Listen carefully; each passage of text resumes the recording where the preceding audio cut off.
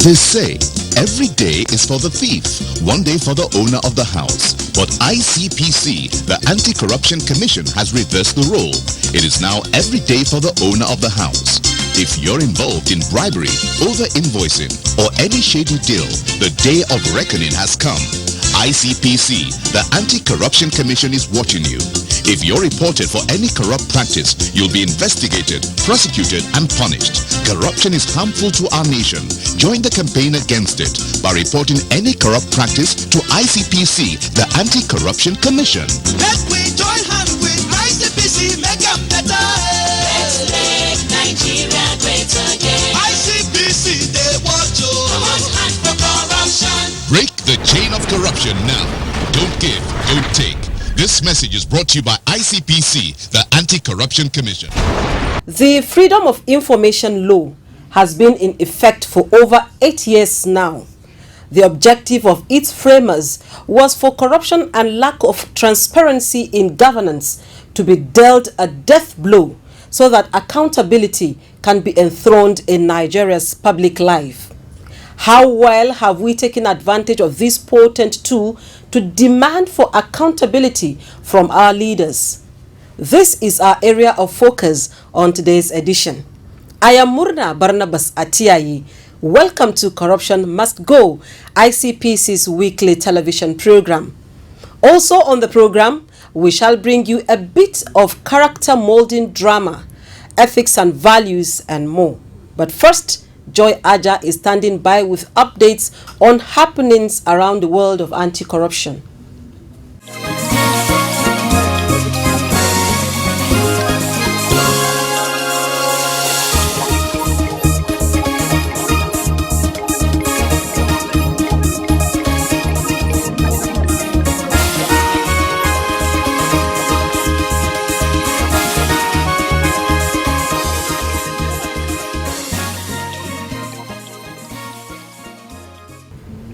Hello viewers, thank you for joining us. I am Joy Aja with Anti-Corruption Stories. A recent revelation indicated that since the year 2000, the Nigerian government had spent about 2 trillion naira funding constituency projects in the country without commensurate development. This was disclosed recently by the chairman of ICPC, Professor Bolaji Owasonye, when a delegation of serious organized crime Joint Analysis Team, United Kingdom, paid him a courtesy visit at the Commission's headquarters in Abuja. Professor Wasonye, however, said the recent introduction of constituency project tracking by ICPC has forced over 80 contractors back to site to accomplish the work they had hitherto abandoned. He also spoke on how illicit financial outflows and other crimes continue to wreak havoc on the Nigerian socio-economic and political space, thereby retarding the growth of the nation. Earlier, the leader of the team, Paddy Kerr, anti-corruption manager Nigeria, had said that the team was in the commission to get its appraisal on what could constitute the key drivers behind serious organized crimes and what the Nigerian government was doing to combat these crimes. He added that the team was working with countries all over the world to combat organized crime. The manager also pointed out that collaboration among agencies on information and intelligence sharing was important to dismantling these vices.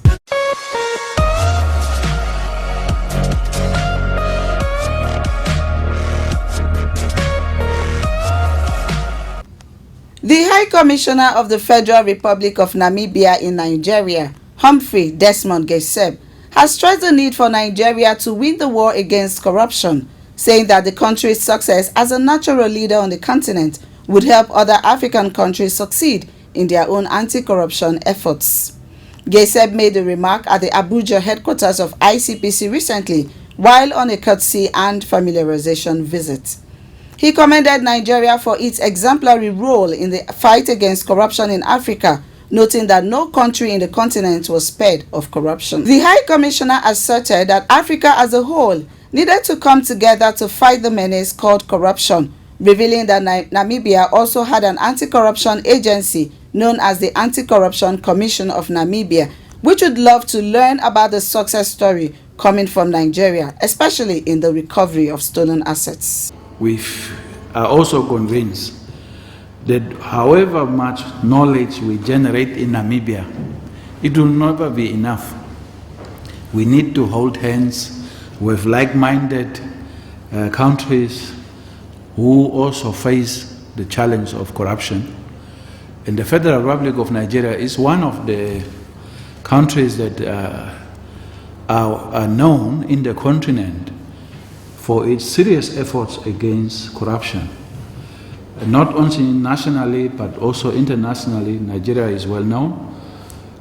You have engaged quite a lot of efforts to repatriate illicit funds that have been taken out of this great country to some other countries.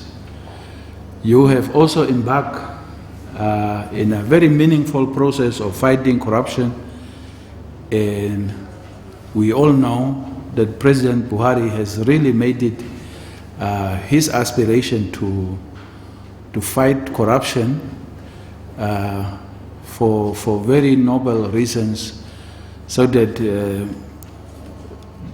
the scourge of corruption is somehow mitigated or eradicated from this great country. So we are here to learn how your institution is fighting corruption, what are the challenges, what are the opportunities for working together with a country like Namibia, so that we can send a message home that Nigeria is ready to work with us, to share its experiences, to share its know-how, so that we can bring teams here, or we can also take a team from you who may go for benchmarking to Namibia to learn in what areas you could borrow lessons from Namibia. So your leadership and your generations who came before you made a lot of sacrifices for Namibia's freedom and independence. Their labor should never go in vain, because some people will want to benefit themselves at the expense of public interests. That's why we have a serious fight against corruption, so that funds meant to develop the country are earmarked, budgeted, and spent for the purposes they have been budgeted for, and they don't end up somewhere else. ICPC Chairman Professor Bolaji Owasonye, in his speech during the visit, highlighted the three prongs of the Commission's mandate, namely enforcement, prevention, and public enlightenment and education, explaining that it was the only anti-corruption agency whose mandate fulfilled the 3S of sanctions, systems, study, and society for the effective curbing of corruption. Owasonye listed some of the challenges Nigeria was facing as human capital deficit, diversion of budgetary allocation for capital projects, inflation of budget, and diversion of funds. However, to tackle them, he said that the Commission had come up with several measures. Prime amongst them was the Constituency Project Tracking Group initiative to help monitor the use of funds and ensure the completion of government projects. Right now, one of the major projects introduced by this board is what we call Constituency Project Tracking. And it looks at the use of budgetary allocation for projects that impact the lives of ordinary people, like schools in rural areas, health facilities in rural areas, primary health centers, building access roads or feeder roads to assist farmers bring food to the cities and stuff like that. And you'll be surprised to find that some of those funds are diverted by the very people who nominated the project, that is the legislators working in collusion with corrupt people in the executive and all that. So we're working in tracking some of those things and getting those projects completed or making an effort to recover assets. On the AU Anti-Corruption Day, which was recently celebrated, the ICPC board said that the aim was to build relationships among African countries, looking at the continental issues in meeting the sustainable development goals and the recovery of funds stolen by politically exposed persons.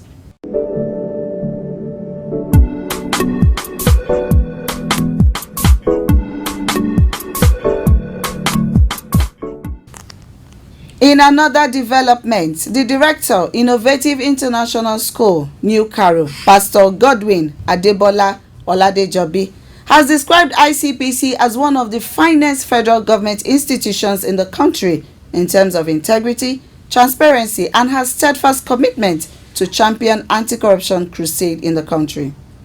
Pastor Oladejobi made the remark in his welcome address during the inauguration of Students Anti-Corruption Club of the school by ICPC in Nasarawa State recently.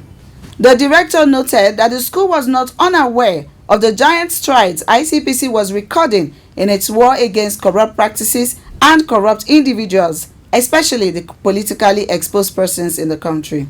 Associating with ICPC is associating with one of the finest federal government institutions in the country in terms of integrity, transparency, and steadfast commitment to champion anti-corruption crusade in the country. We are very much aware of the great war the ICPC has been waging against corrupt practices and corrupt individuals, especially the politically exposed people in our country. In his presentation during the inauguration ceremony, Mr. Mfon Umo of ICPC Education Department enjoined the students to always imbibe honesty, discipline, justice, contentment, and concern for others, saying that such were the values needed to fight corruption. Mr. Umo also advised them on the need to be integrity keepers because of its enormous benefits, such as bringing peace and confidence within oneself, trust earning, and keeping one close to the Creator amongst others. High point of the event was the administration of the oath of office on all the club members who were motivated by the need to fight corruption. Some of the new members who spoke after the oath of office was administered expressed their desires to turn over a new leaf while pledging to uphold the values of integrity, honesty, and transparency. That will be all on this segment. Corruption Must Go continues with Murna. Stay with us.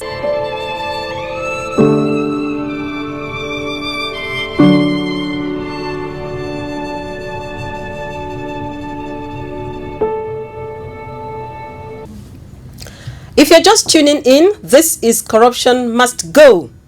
For over 10 years, lawyers, civil rights groups, media practitioners and activists in Nigeria fought hard to get the National Assembly to pass the Freedom of Information Bill into law to ensure more transparency in the activities of government and provide a weapon in the hands of citizens to hold government officials accountable. Let us find out how well Nigerians have taken advantage of this law in the crusade against corruption.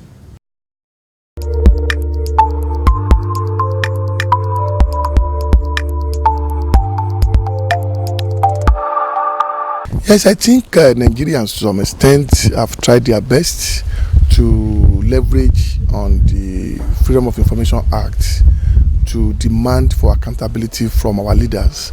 But unfortunately, we still need to sensitize more Nigerians to know that the act is not only meant for the media, because some people still have that notion that it's for media, not knowing that it is an instrument that any Nigerians that is a taxpayer that should use to demand accountability from our leaders.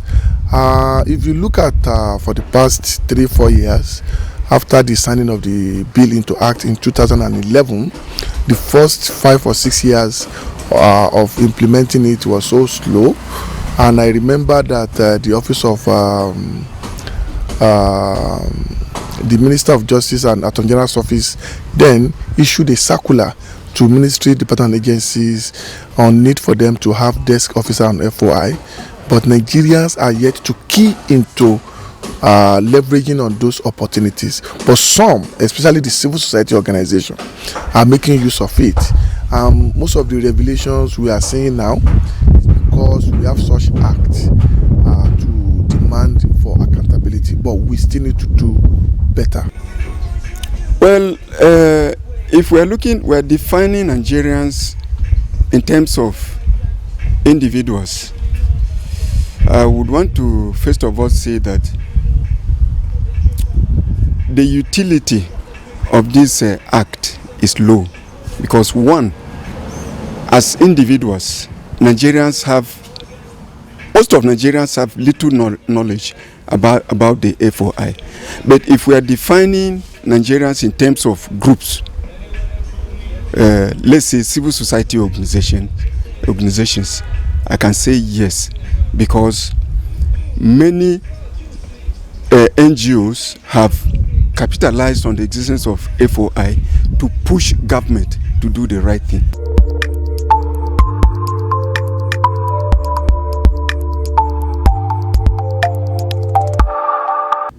With so many issues of corruption plaguing almost every sector of the economy, the FOIA can be the difference between accountability and wastefulness in our public institutions. We spoke to some members of the press and civil society organizations on ways in which citizens can exploit this piece of legislation to bring about transparency in government business.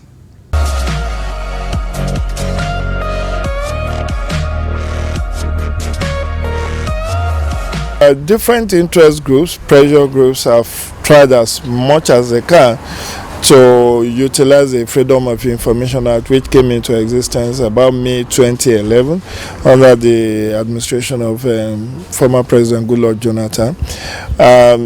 At least to the extent that many media practitioners have requested and demanded for information from government institutions, and to the extent that some civil society organizations have also demanded for vital information from government offices.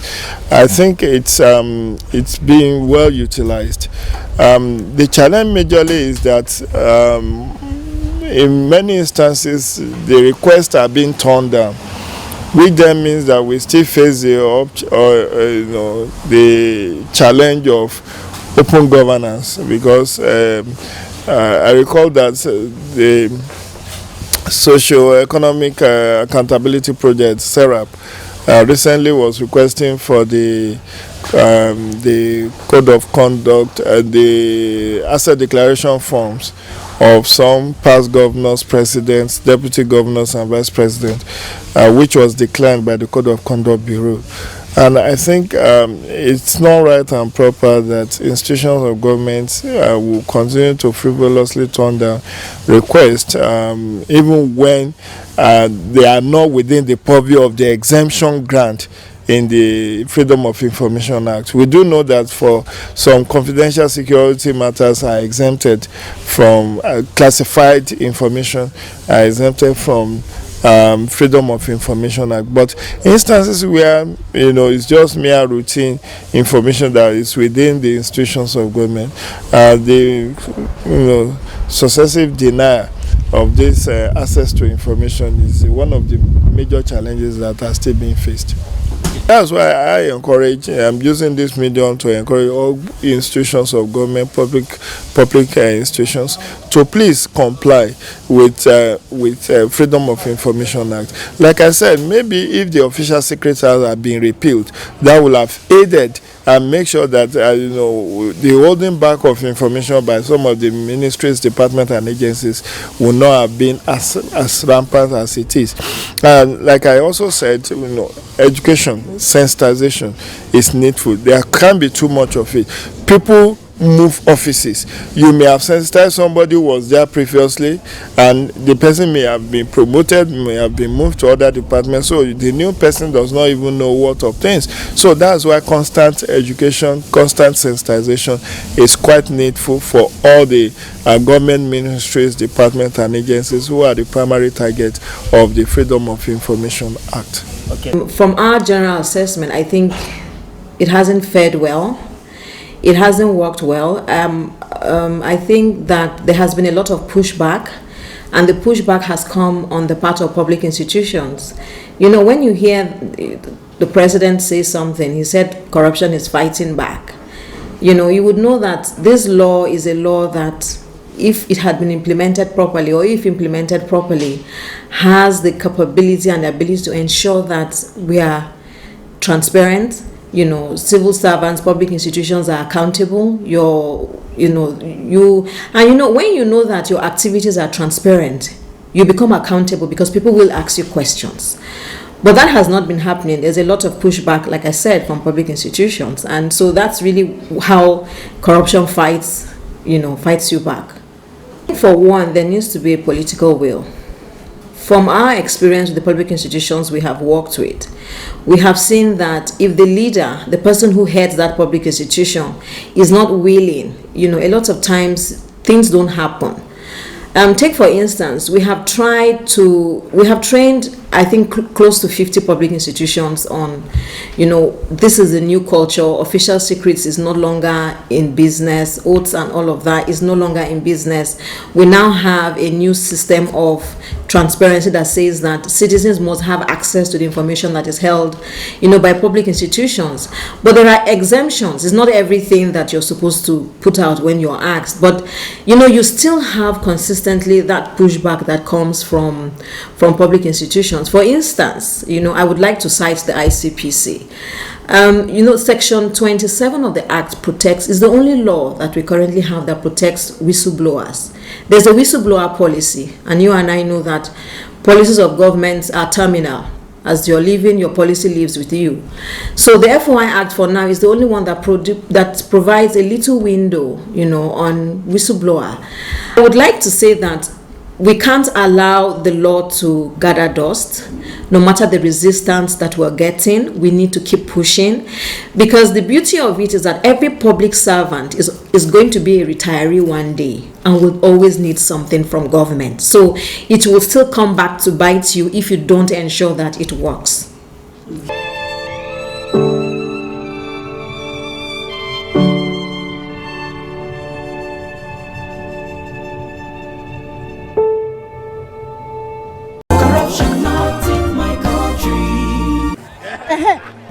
So, you sure say complete so? Collect her. Bring her. He complete. Madam, next time, may you just come. Let's get. Correct guy. You got original Santana. My customer want to buy original Santana rice. I'm Mose. Original Santana. Okay, original. Correct guy. Let's get, come here. Correct Santana. Santana rice there for market. Oh, Santana. Go Santana. Santana no ni. City take over. Madam, so you mean there's no original Santana rice in the market? My sister Santana rice no dey for market. Ibabu. Leave me make I talk. This one where una go package the wrong thing inside the right bag, call and say na original, na act of corruption, not in my country. Stop corruption now. Corruption not in my country.